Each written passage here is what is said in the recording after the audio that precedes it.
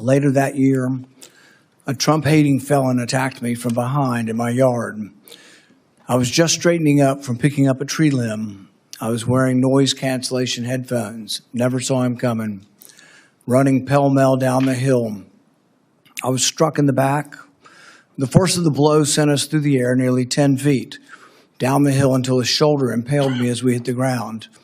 6 of my ribs were broken. 3 of the ribs were completely separated, such that for weeks, the ends of the ribs would grind upon each other. My lung was damaged. For weeks, I could inhale, but not have the rib strength to exhale. I developed 2 pneumonias. The pain was such that I could only sit up in bed by tying a rope to the foot of the bed and pulling myself up. But even then, the pain was that of 1,000 knives. Over the year of recovery, I began to cough up blood. I underwent removal of part of my lung. Complications led to an infection in the space between my lung and chest wall. I spent a week in the hospital having the infection lavaged every 6 hours through a chest tube. Recently, Senator Mullin, if you have time to listen, you were confronted by constituents that were angry because you voted against my amendment to stop all funding for refugee welfare programs. Instead of explaining your vote to continue these welfare programs for refugees, you decided to transfer the blame. You told the media that I was a freaking snake and that you completely understood why I had been assaulted. I was shocked that you would justify and celebrate this violent assault that caused me so much pain and my family so much pain. I just wonder if someone who applauds violence against their political opponents is the right person to lead an agency that has struggled to accept limits to the proper use of force.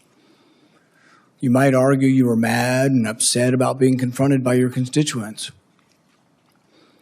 But Senator Mullin, your constituents are justifiably upset with you. By now, most of America knows that the Somali welfare fraud in Minnesota stole over $9 billion. But instead of defending your vote, you took to continue the vote to continue these refugee welfare programs. You chose to lash out at me. You went on to brag that you'd already told me to my face that you completely understood and approved of the assault. Well, that's a lie. You got a chance today. You can either continue to lie or you can correct the record. You have never had the courage to look me in the eye and tell me that the assault was justified. So today you'll have your chance. Today I'll give you that chance to clear the record. Tell it to my face.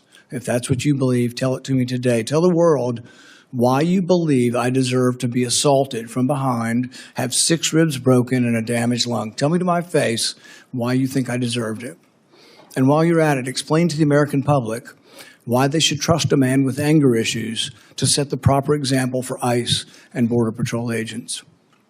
Explain to the American public how a man who has no regrets about brawling in a Senate committee can set a proper example for over 250,000 men and women who